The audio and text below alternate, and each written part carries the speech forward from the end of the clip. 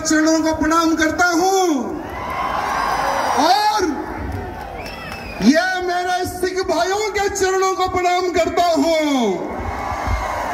मेरे भाइयों, क्या आप भाई बंधुओं के बारे में पता है? पता है क्या?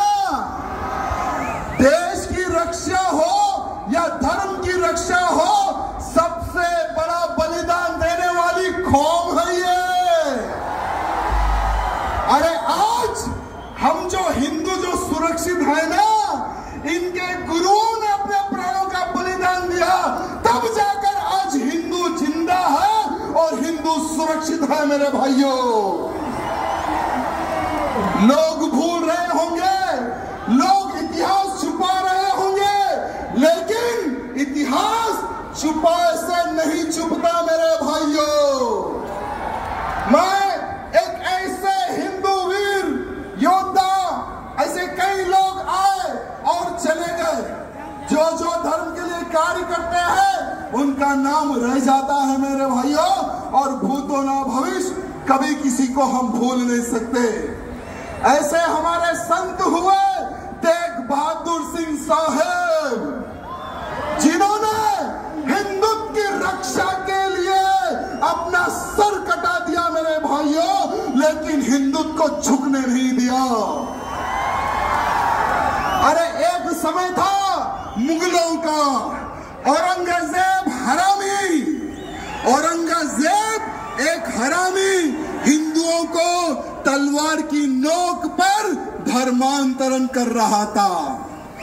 अरे कश्मीर में कश्मीरी हिंदू पंडितों का धर्मांतरण कर रहा था। औरंगजेब ने सोचा कि अगर मैं एक एक हिंदू को कन्वर्ट करूंगा तो सालों लग जाएंगे।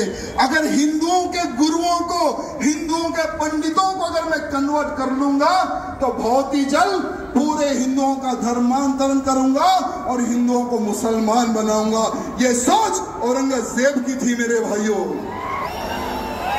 जब कश्मीर में कश्मीरी पंडितों पर अत्याचार हो रहा था, बहन बेटियों के साथ में बलात्कार हो रहा था, जबरन हमारे पंडितों के मुंह में गौ मां का मांस खिलाया जा रहा था, तो वहां के पंडित जो हमारे कश्मीरी पंडित थे, उन्होंने सोचा कि अब हमारे को कोई संत ही बचा सकता, हमें कोई भगवान ही बचा सकता।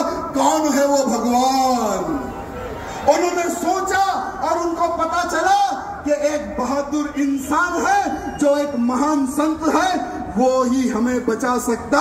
वो संत थे तेग बहादुर सिंह साहब मेरे भाइयों। अरे सारे कश्मीरी पंडित महाराज जी के घर जाते हैं, उनके दर्शन करते हैं, उनके पैर छूते हैं। जब कश्मीरी पंडित महाराज जी को बोल रहे थे कि हे महाराज, हमें औरंगजेब के अत्याचार से बचाइए, हमें हमारा धर्म नहीं बदलना है, हम हिंदू हैं, हमें हिंदू ही रहना है, कृपया करके आप एक संत हैं, आप भगवान हैं, हमारी रक्षा कीजिए।